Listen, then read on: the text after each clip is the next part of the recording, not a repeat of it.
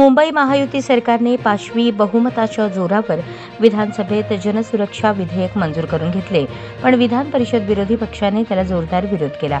शिवसेना पक्षप्रमुख उद्धव ठाकरे यांनीही सरकारने आणलेल्या विधेयकाला शेंडावुडखा काहीच नसून त्यात देशविघातक कृत्य करणारे, देशद्रोही, नक्षलवादी अशा शब्दांचा उल्लेख करा आणि पुन्हा विधेयक आणा तरच पाठिंबा देऊ अशी सडेतोड भूमिका आज मांडली। या विधेयकाचे नाव जनसुरक्षा ठेवले असले तरी हे विधेयक भाजप सुरक्षा विधेयक आहे, कारण कोणत्याही जनाला कोणत्याही आरोपाखाली उद्धव ठाकरे यांनी आज विधान भवन आवारात प्रसारमाध्यमांशी संवाद साधताना जनसुरक्षा विधेयकाला विधान परिषदेत शिवसेना काँग्रेसच्या आमदारांनी विरोध केल्याचे सांगितले।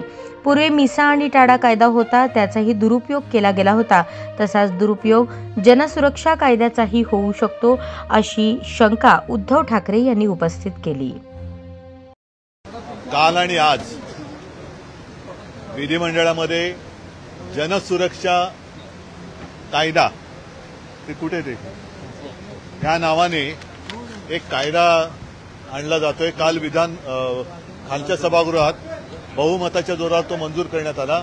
साहजिकच आहे, सत्ताधारी पक्षाकडे 5वी बहुमत आहे आणि त्याचा ते उपयोग किंवा दुरुपयोग करतायत। आमचा याला नेमका विरोध कशाला आहे हे जेवढे सदस्य आमच्याकडनं बोलले, मग अनिल परब आहेत, अभिजित आहेत, सचिन अहिर आहेत, आणखीन कोण बोलवतं, तिघच जण बोलले। यांनी स्पष्ट शब्दात सांगितलेलं आहे सरकारने, म्हणजे आपण म्हणतो ना काय कथनी और करनी, त्याच्यामध्ये फरक आहे तसं दिसतंय। सांगताना ते सांगतात की नक्षलवादाचा बिमोड करायचा आहे, दहशतवादाचा बिमोड करायचा आहे, परंतु या बिलामध्ये, या कायद्याच्या जो काही मसुदा आहे त्याच्यामध्ये कुठेही नक्षलवाद किंवा दहशतवाद असा उल्लेख नाहीये। सुरुवातीला फक्त कडवी डावी विचारसरणी, कडव्या डाव्या विचारसरणीच्या संघटना, आतापर्यंत मी कडवे वाल हा शब्द ऐकला होता, कडव्या डाव्या हा शब्द प्रयोग पहिल्यांदा ऐकतोय। डावा आणि उजवं याच्यामधला नेमका आता आपल्याला फरक करण्याची आवश्यकता आहे।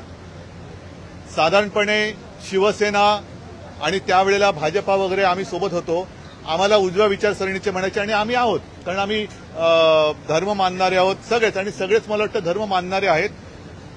डावी विचारसरणी खरं म्हणजे डावा आणि उजवं करण्याची गरज नाही, पण आपल्या संविधानाच्या प्रस्तावनेमध्ये जे काही लिहिलेलं आहे त्याच्यामध्ये सर्वसमावेशकता आहे, समानता, सामाजिक न्याय, व्यक्ती स्वातंत्र्य, आणि मोदीजींनी सुद्धा सबका साथ सबका विकास, म्हणजे ही डावी विचारसरणी आहे का उजवी विचारसरणी आहे हा फरक त्यातून कळत नाहीये।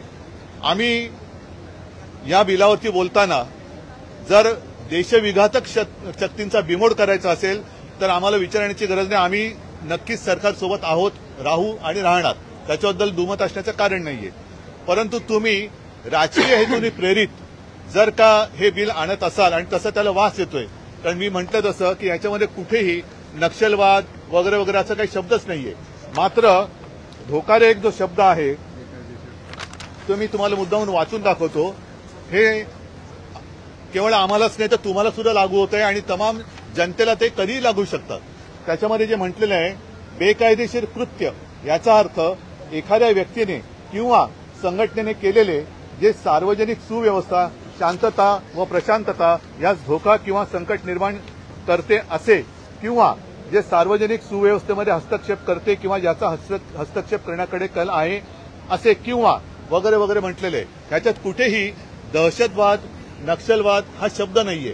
म्हणजे हे सर्वसामान्य जनतेला सुद्धा कधी कुठेही उचलू शकतात आणि तुरुंगात टाकू शकतात, जे आतापर्यंत चाललेलं आहे। पूर्वी जसं मिसा कायदा होता, जसा टाडा कायदा होता, तसंच हा आता जनसुरक्षा कायदा आणलेला आहे।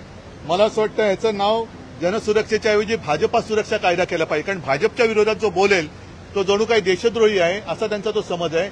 म्हणून आम्ही त्यांना सांगितले की आम्ही याला जरूर समर्थन दिलं असतं किंवा देऊ, पण तुम्ही ते त्यातले शब्द जे आहेत त्याच्यात सुधारणा करा, त्याच्यामध्ये स्पष्ट शब्दामध्ये देशविघातक कृती करणारे, देशद्रोही वगैरे वगैरे जे काय आहेत, नक्षलवादी, याचा उल्लेख करा आणि परत बिल आणा।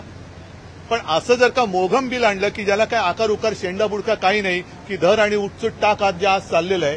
पूर्वी जसं मी म्हटलं की मिसा कायदा होता, टाडा कायदा होता, टाडाचा पण दुरुपयोग केला गेला, आणि मग एक तर तू आमच्या पक्षात आहे, नाही तर तुला टाडाखाली टाकतो, कसं त्याचा दुरुपयोग होईल आणि याचं स्पष्ट चित्र आज आम्हाला म्हणजे मला तरी सभागृहात दिसलं. कारण आमच्याकडनं बोलणारे कोण होते? अनिल परब, सचिन अहिर, हे शिवसैनिक, अभिजित, काँग्रेस, तिघच जण बोलले. पण त्यांच्याकडनं जे बोलले अगदी बिल कोणी मांडलं? योगेश कदम, मूळचा शिवसैनिक, दरेकर, त्याच्यानंतर प्रसाद लाड, त्याच्यानंतर हेमंत पाटील, यांच्यापैकी एक सुद्धा मूळचा भाजपाही नव्हता. म्हणजे जे कळत नकळत असं मला म्हणावंसं वाटतं की या धमकावण्यांना बळी पडून तिकडे गेलेत अशा लोकांकडनं हे बिल आणलं जातंय. तर याचा राजकीय दुरुपयोग केला जातोय किंवा जाईल असा आमचा अगदी आक्षेप आहे, आमचा समज आहे. आणि तो असल्यामुळे जोपर्यंत याच्यामध्ये शब्द येत नाहीत नक्षलवाद किंवा दहशतवाद, आता दहशतवादाचा बिमोड हा केला गेलाच पाहिजे. अगदी पहलगाममध्ये ज्या अतिरेक्यांनी धर्म विचारून गोळ्या घातल्या, हा कोणत्या बाजूचा? डाव्या विचारसरणीचा दहशतवाद की उजव्या विचारसरणीचा?